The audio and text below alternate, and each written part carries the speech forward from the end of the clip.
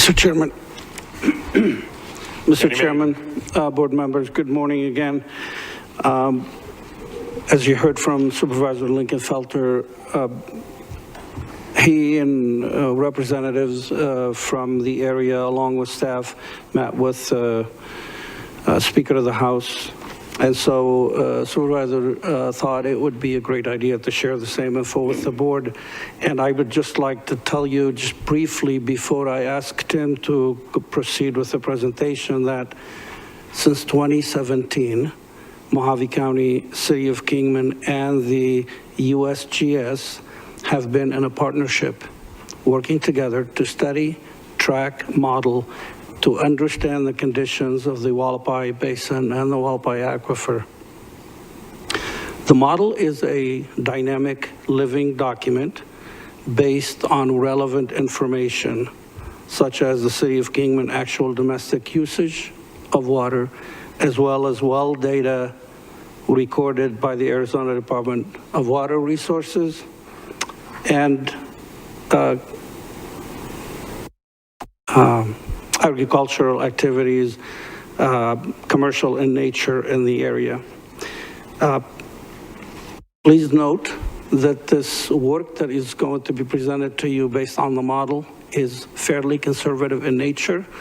As we model to produce this information, there are ranges of low and high to be used, and we deliberately chose to use the lower range so we can be as accurate as possible and preserve the credibility of the information that is presented to you.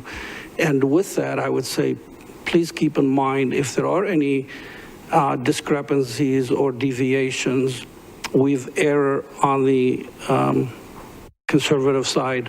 Just think what it could be if we use the higher range or if the picture is any worse than what we're presenting to you. I will end with, it is really the intent here to update this model annually based on field conditions and to make it to calibrate it regularly to build a higher degree of confidence in the results and to make it a living document with a baseline year to reference as we look back as we proceed forward. And with that said, I'm going to turn it over to Tim and appreciate your time, Mr. Chairman and board members, to present this to you. Mr. Walsh. Thank you, Chairman. Chairman Gould, members of the board, appreciate this opportunity to share some of our updated findings on the Hualapai Aquifer. The United States Geological Survey has been monitoring the Hualapai Aquifer for some time now. We have reports back as far as 2006 where they've been monitoring groundwater levels, estimating storage, and then monitoring inflows and outflows of the aquifer. And as County Manager Alters just mentioned, most recently modeling the impact of the increase in agriculture in the aquifer. As part of that most recent contract with USGS, that most recent study, they prepared a user interface which allows for the county to be able to go in and update those numbers annually based on our observations of the activities within the basin. Just a brief overview, the Hualapai Basin is about a 1,200 square mile basin and is comprised of 3 basins. The Southern Gregg Subbasin to the north, the Hualapai Subbasin in the middle, and the Kingman Subbasin on the south. It's bordered on the west by the Surbat Mountains, on the south by the Hualapai Mountains, on the east by the Grand Wash Cliffs, and on the northwest by the White Hills. Data included in this presentation and in this model was obtained by local and state agencies. The well data presented today was all acquired from the Arizona Department of Water Resources database. Municipal usage was obtained from the City of Kingman along with projections. And then farming estimates were based on observations by county staff, both aerial surveys and on-the-ground surveys, which identified locations, types, and acreages of agriculture going on. Just to cover a few terms in the presentation, I'll reference a 1,200-foot level, 1,200-foot water level. That goes back to a level determined by ADWR or utilized by ADWR in determining an adequate and assured water supply. ADWR uses that level to identify available water in aquifers, in groundwater aquifers. And the industry standard is that 1,200-foot level, and that's basically a level at which below that level, water becomes either more difficult to pump or begins to have water quality concerns at that level. So you'll hear the 1,200-foot level a few times throughout this presentation. That's what that's referring to. We'll also refer to water budgets, which I believe you've heard a number of times already, both from myself and Nick Hunt. But a water budget is basically an accounting of water going into the aquifer and water coming out of the aquifer, both by natural recharge, enhanced recharge going in, and then pumping and other means coming out. So with that, as I mentioned, USGS has been working on or monitoring the Hualapai Aquifer for some time. In 2013, they prepared a study, and within that study, they included a water budget. That water budget showed, in 2013, that study was prior to this significant increase in agriculture, which we've seen in the basin. And that water budget showed basically a 5,600 acre foot deficit. So we were pumping out 5,600 acre feet more than what was being recharged into the basin. Again, this was prior to the farming that we've seen, the agriculture that we've seen in the area. Fast forward now to the most recent study, the 2021 study, which there's a few different numbers being put out there. 2017, the study started. So many of the numbers used within that study are from 2017, but it was actually published in 2021. So the 2021 published study shows that increase going up to 30,000, or that deficit, I'm sorry, that deficit going up to 30,900 acre feet annually. So almost a 6 times increase in the deficit of water being pumped out of the aquifer. And that's attributed primarily to the increase in agriculture. In that water budget, you can see a 26,000 acre foot increase in demand from agriculture. That budget does also include a 1,200 acre foot a year recharge based on enhanced recharge projects. That one primarily is the injection well, which the city of Kingman is working on right now. It's not quite in operation, but they are getting closer to having that in place. So just in that short time frame, we've seen this significant increase in the deficit occurring in the Hualapai Aquifer. Some other trends that we've seen in the basin. These are the non-exempt wells within the basin. The yellow line you see are applications for new wells, and the red line are non-exempt wells. Now the applications, we started this in 2012, and that's a cumulative number. So in 2012, you'll see 1 well application. In 2013, that 9 includes the one from 2012 and on up until in 2021, May of 2021, there were 242 non-exempt well applications from 2012 to 2021. The non-exempt wells, now these are installed wells within the Hualapai Aquifer. In 2012, we saw 97 non-exempt wells. In 2013, that went to 98. You'll see a substantial jump in 2014 up to 132 total wells, and a steady increase until May of 2021. We have 182 wells within the aquifer. Now, of those 182 wells, There are at least 23 of those wells that are capable of pumping 2,000 gallons per minute or more. And of those 23, 16 are rated at 3,000 gallons per minute or more. So some pretty substantial wells, pretty substantial well capacity within the basin. Going on to acreage, now you'll hear me say Hualapai Basin. Unless I say Hualapai Subbasin, I'm referring to the whole basin, which includes all three subbasins. So in the overall Hualapai Basin, there are currently, and this is based on our 2021 numbers, and these numbers were pulled from the Mojave County Assessor's page, or Assessor's website and database. There are currently 77,743 acres currently owned by farming entities within the Hualapai Basin. Of those 77,743 acres, 8,400 acres are currently cultivated.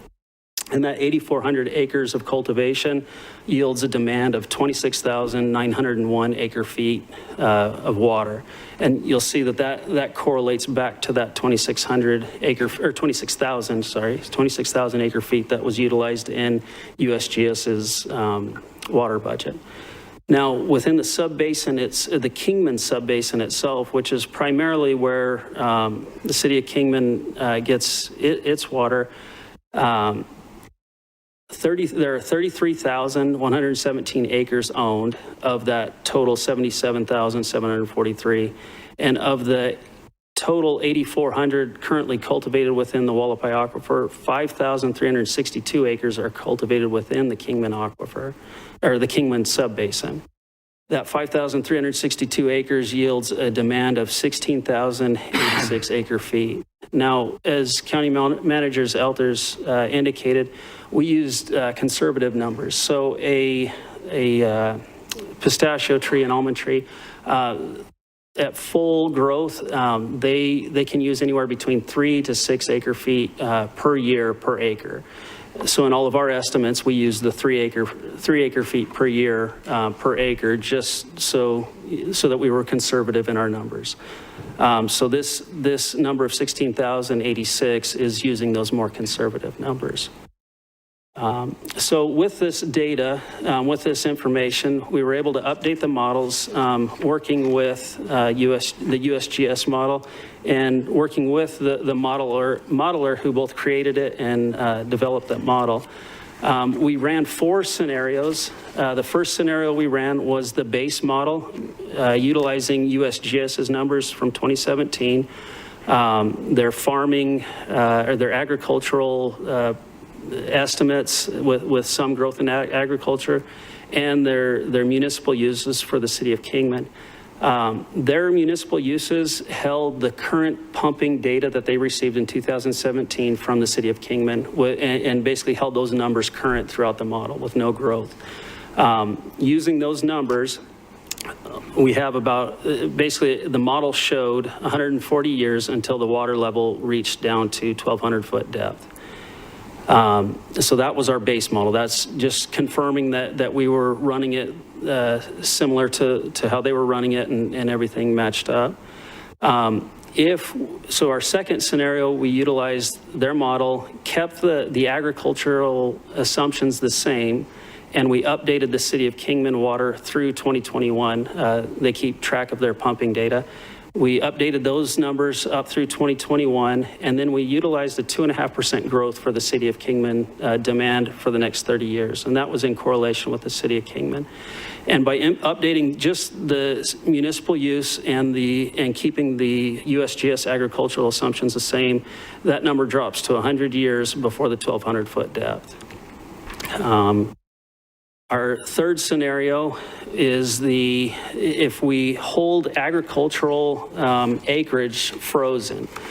So basically utilizing that 8,400 acres that are currently cultivated by the farms. If we hold that current and utilize the same city data, the updated data from the city of Kingman with the 2.5% growth, that bumps us up to 130 years until we reach that 1,200 foot depth. Now, all of these are within the Kingman subbasin. The Hualapai Basin is a much larger basin, and as has been mentioned previously, at some point there is going to be some separation between those two basins. But with with those numbers, all of these numbers that I mentioned here with 130 years on this one is within the Kingman Subbasin. And then the last scenario we ran was full build out of all agricultural owned acreage. And that was the full 77,743 acres. Now we did look at a couple of things just to temper those numbers. We looked at mountainous terrain where obviously you won't be able to build or to farm, and that we excluded those acreages. And we also allowed for a 10-year build out with a 10 years to maturity. And what we found in running that model was that there would be 50 years before the Kingman Subbasin reached that 1,200 foot depth. Now, just to kind of put a little perspective on the 1,200 foot depth, currently the water level in the Kingman Basin is anywhere between 500 and 700 foot below surface. Many of the wells are drilled, many of the larger wells are drilled to about 1,100 feet with their pumps being set somewhere between that 500 to 700 foot level down to between the water level and the bottom of that well. So most of them being set between 600 and 800 feet below surface. You have to allow, a little bit of drawdown as the pump comes on, but you also don't want it too far to the bottom because they'll start pulling up mud and all of that fun stuff.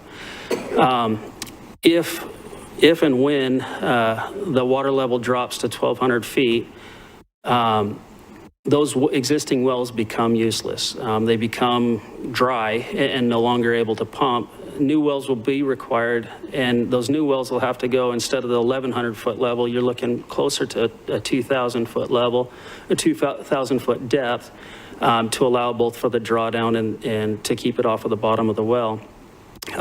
New wells, you're looking anywhere 2 to 3 million per well. And that doesn't account for the water quality questions that relate or that are associated with that deeper water level. So pretty substantial impact, not just to city wells, but to all wells. As that water level continues to go lower and lower, any of the wells in that basin are going to start feeling those impacts, whether that be city, whether it be agricultural, or whether it be ranching. So definitely a serious impact to the area. And that wraps up my presentation. Be happy to answer any questions. Questions for Mr. Walsh? Supervisor Lingenfelter. Thank you, Chairman Gould. Thank you for the presentation, Tim. I think it's important for not only our board, but for the citizens that we serve, and hopefully the media will pick this up, and as they continue to craft legislation down at the state, hopefully some of those headlines will make it down there for them to consider as well. When you spoke about the non-exempt wells, and both the installed and the permits, would you say, obviously, over 90-something% of all of those new wells are from the agriculture, is that correct? Chairman Gould, Supervisor Lingenfelter, we were able to pull the ownership for each of those wells.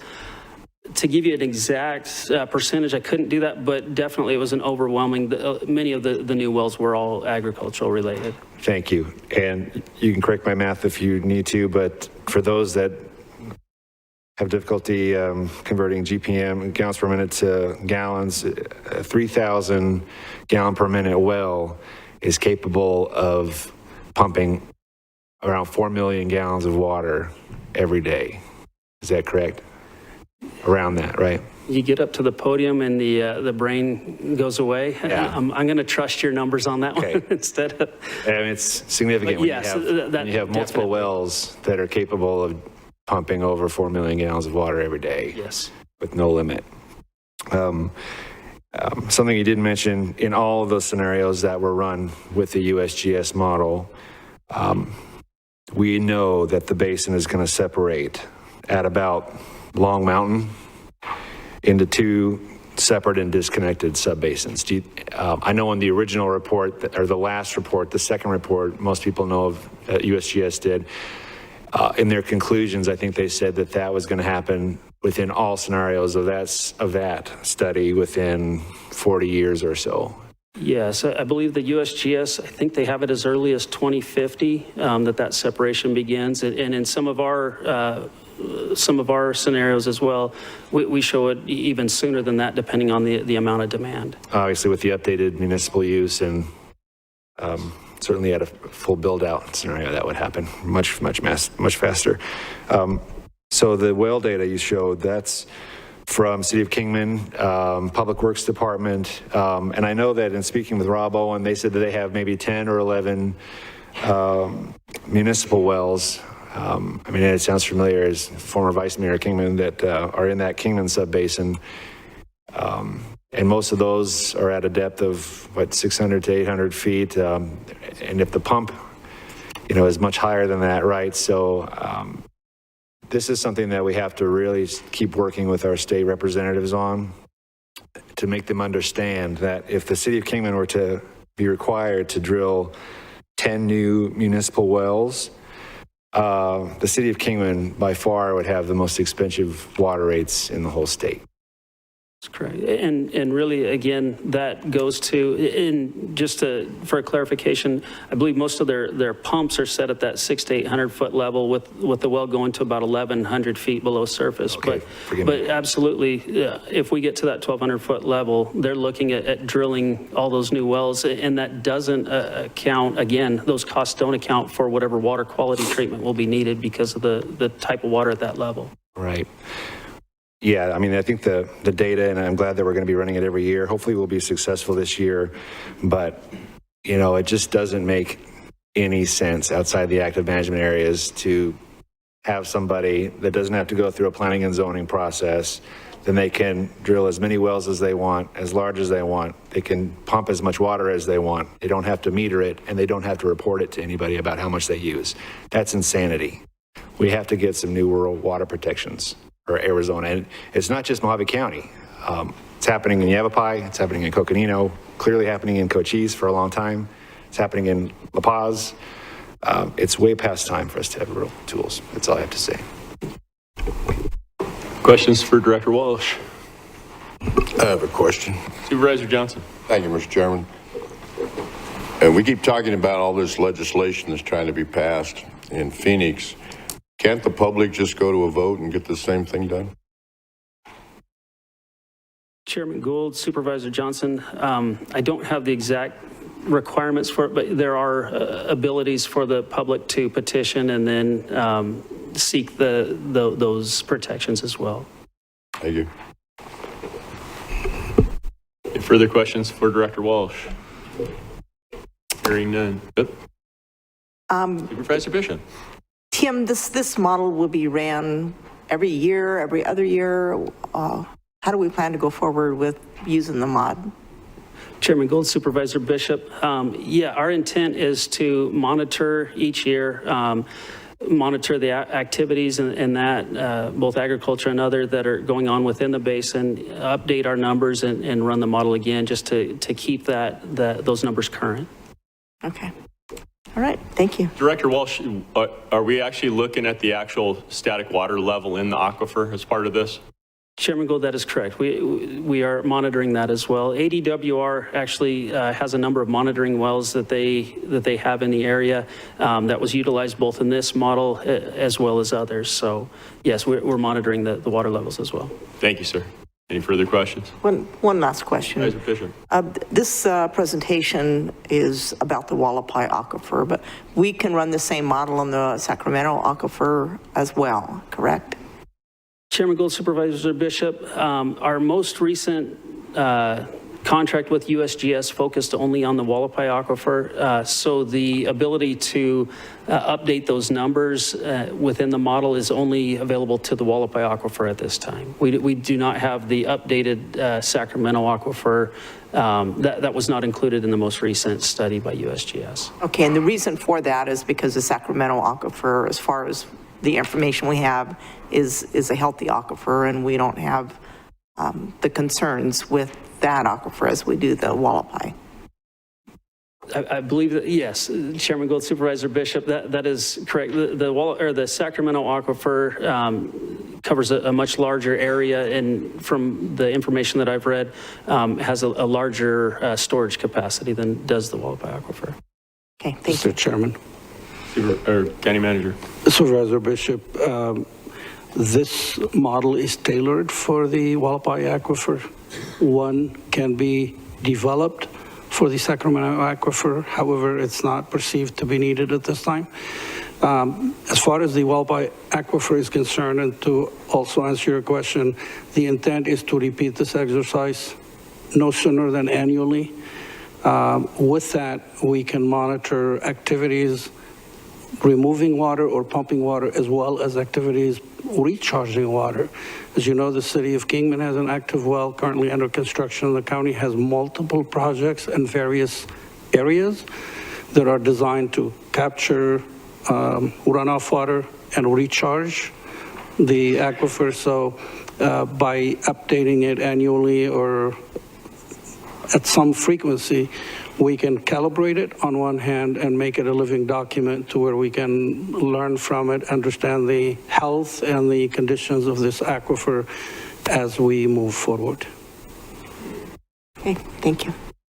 Mr. Walsh, when was it they did the USGS did the Sacramento Aquifer? Was back in like 2010? Chairman Gould, the latest study that I've got from USGS on the Sacramento is actually combined with the Hualapai and detrital. It was published in 2013, so likely began in that timeframe of 2010. Okay, thank you, sir. Further questions? Hearing none. Thank you, sir. Thank you.